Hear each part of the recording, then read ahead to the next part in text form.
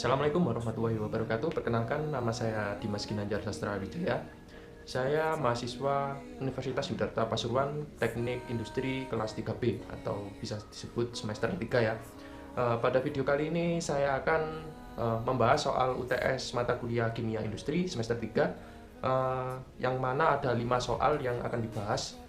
Baik, langsung saja ke pokok pembahasannya. Saya akan membahas soal nomor 1, bagaimana prinsip kerja proses destilasi, sebutkan industri kimia yang menggunakan prinsip destilasi. Yang pertama yang harus kita bahas terlebih dahulu yaitu pengertian dari destilasi ya. Destilasi itu salah satu proses pemurnian atau juga disebut sebagai proses pemisahan suatu zat tertentu yang ada dalam kandungan campuran zat cair. Nah, bagaimana prinsip kerja dari proses destilasi? Proses destilasi ini prinsip kerjanya ada pada perbedaan titik didih pada suatu zat. Nah, seperti ini. Jadi sebuah cairan yang berisi campuran zat dipanaskan hingga suhu tertentu, maka suatu zat yang ada dalam cairan tersebut yang memiliki titik didih terendah akan menguap terlebih dahulu.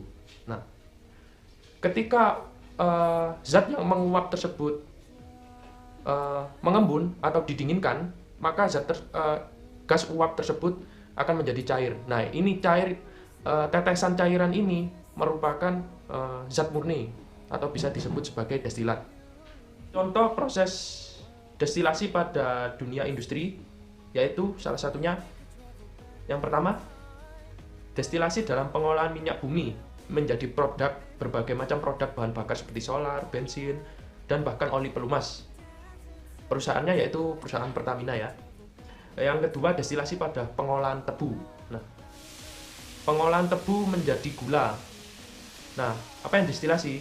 Menguapkan molekul air yang ada pada kandungan dari tebu, sehingga tebu tersebut menjadi murni ya, atau bisa menjadi kristal seperti gula. Nah, proses destilasi pengolahan tebu menjadi gula ini ada pada pabrik pengolahan gula ya, pembuatan gula ya. Yang ketiga, destilasi pengolahan air garam menjadi garam untuk menguapkan molekul air oleh petani garam. Yang keempat, yang terakhir ya, pemurnian larutan alkohol oleh perusahaan farmasi untuk pembuatan alkohol.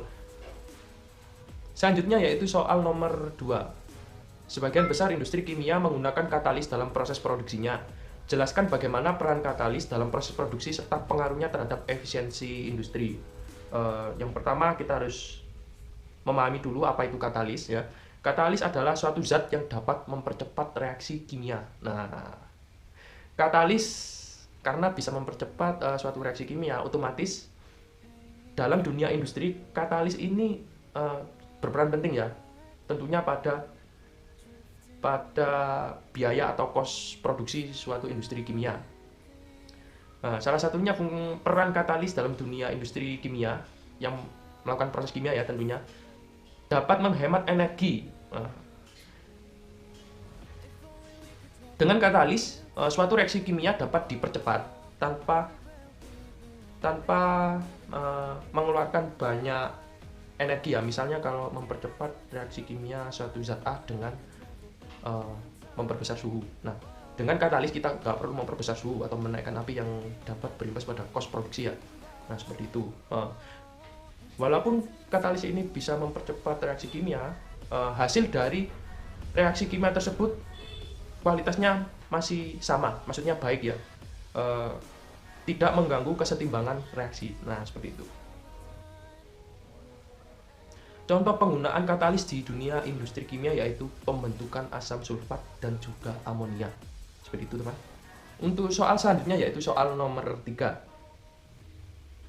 Jelaskan prinsip dasar adsorpsi pada industri kimia, serta sebutkan proses industri kimia yang melibatkan proses adsorpsi. Nah, kita pahami dulu apa itu adsorpsi. Adsorpsi berasal dari kata sorpsi ya, artinya penyerapan. Jadi adsorpsi ini berfungsi untuk menyerap ya. Nah, adsorpsi sendiri merupakan peristiwa menempelnya sebuah adsorbat pada permukaan adsorben. Nah, apa itu adsorbat? Apa itu adsorben? Nah, adsorbat adalah zat yang diserap oleh adsorben. Nah, adsorbat ini adalah molekul, ion maupun atom. Sedangkan adsorben adalah zat yang menyerap ya. Pada proses adsorpsi menghasilkan lapisan adsorbat pada permukaan adsorben. Adsorpsi terjadi karena adanya ketidakstabilan pada permukaan suatu zat, sehingga zat tersebut cenderung memiliki sifat menarik atau menyerap zat lain untuk mencapai kestabilannya. Nah, seperti itu. Jadi adsorpsi adalah penyerapan yang dilakukan oleh suatu zat kepada zat lain dalam kurung adsorbate ya. Adsorbate itu zat yang diserap. Tapi zat yang diserap ini hanya menempel pada permukaan adsorben atau zat yang menyerap. Nah, seperti itu. Sedangkan proses industri kimia yang melibatkan proses adsorpsi ya. Adsorpsi pakai D. Contohnya yaitu 1. Adsorpsi gas CO2 menggunakan zeolit pada proses pemurnian biogas pada pabrik amonia. Yang kedua, penjernihan air dalam instalasi pengolahan air limbah atau IPAL di suatu industri tentunya ya. Yaitu menggunakan tawas untuk menyerap zat lain seperti warna, pengotor, dan pencemaran lain. Jadi air yang sudah melalui proses adsorpsi, air limbah ya. Jadi outputnya itu adalah air bersih yang bebas dari zat warna, pengotor, dan pencemaran lain. Air limbah masuk IPAL, kemudian diadsorpsi untuk zat-zat yang membuat air tersebut tercemar. Setelah diserap semua, airnya akan keluar dalam bentuk air yang bersih dan aman untuk lingkungan ya. Nah, seperti itu. Yang ketiga masih di IPAL, instalasi pengolahan air limbah di suatu industri. Penghilang logam berat dalam suatu air limbah. Dengan menggunakan adsorben yang tepat, logam berat yang terkandung dalam air limbah dapat diadsorpsi sehingga hasil olahan air limbah dapat dialirkan menuju sungai. Jadi airnya aman ya untuk ekosistem yang ada di sungai, seperti itu. Selanjutnya soal nomor 4. Jelaskan prinsip dasar adsorpsi pakai B pada industri kimia serta sebutkan proses industri kimia yang melibatkan proses absorpsi beserta contohnya.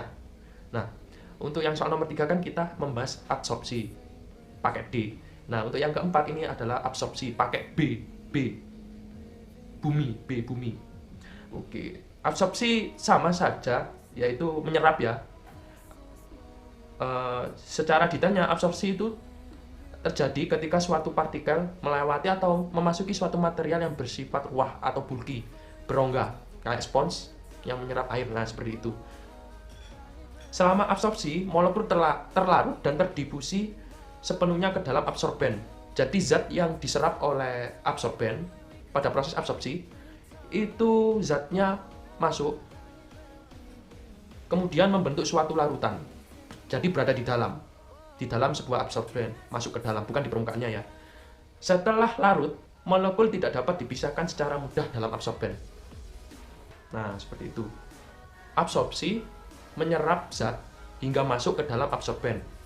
Nah, di dalam absorben nanti zat yang diserap itu akan terlarut. Nah, hasil akhirnya membentuk suatu larutan. Molekul yang sudah larut tidak dapat dipisahkan secara mudah dalam absorben atau zat yang mengabsorpsi. Nah, seperti itu. Jadi perbedaan dari absorpsi pakai B dengan adsorpsi pakai D itu ada pada zat yang ditarik. Kalau absorpsi pakai B, zat yang ditarik masuk ke dalam absorben, zat yang menyerap. Jadi masuk ke dalam terus larut, sehingga larutan tersebut berisi dari zat yang ditarik. Nah, zat yang ditarik tersebut tidak bisa dipisahkan dengan mudah. Sedangkan adsorpsi yang pakai D, itu absorben atau zat yang menyerap suatu zat atau absorbat. Nah, tapi zatnya itu tidak masuk, melainkan berada di permukaan adsorben. Nah, jadi nggak masuk. Sehingga zat yang menempel di permukaan adsorben itu bisa dengan mudah dipisahkan. Nah, seperti itu contohnya.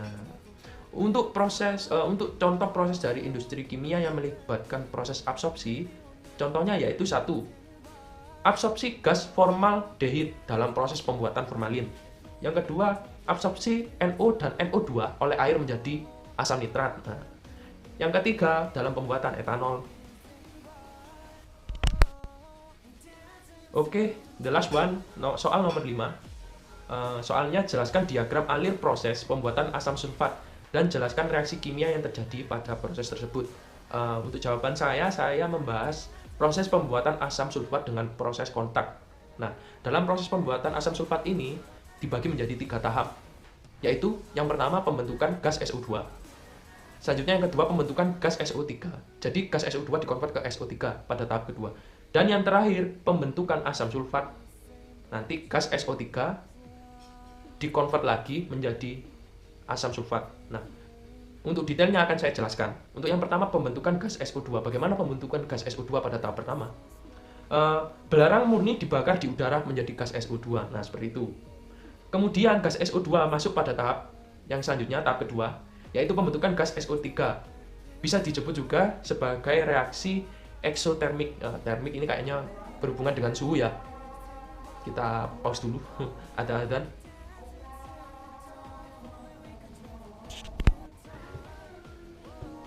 Oke, yaitu tahap kedua ya, pembentukan gas SO3 atau bisa disebut juga sebagai proses eksotermik. Eksotermik berarti ada termo suhu, berarti berhubungan dengan suhu atau pemanasan atau pendinginan. Itu kita bahas langsung. Gas SO2 dari proses tahap yang pertama ya. Gas SO2 dioksidasi di udara kemudian membentuk gas SO3. SO2 tersebut dipanaskan pada suhu 450 derajat Celcius. Nah, ini berarti reaksi eksotermiknya di sini. Jadi gas SO2 dipanaskan pada suhu 450 derajat Celcius, kemudian diberikan tekanan sebesar 2-3 atm atau atmosfer menggunakan katalis. Nah, katalis apa yang bisa memberikan tekanan sebesar 2-3 atm? Yaitu katalisnya vanadium V oxide. Nah, itu. Setelah itu, terbentuklah gas SO3. Nah, lanjut ke tahap ketiga, yaitu pembentukan asam sulfat.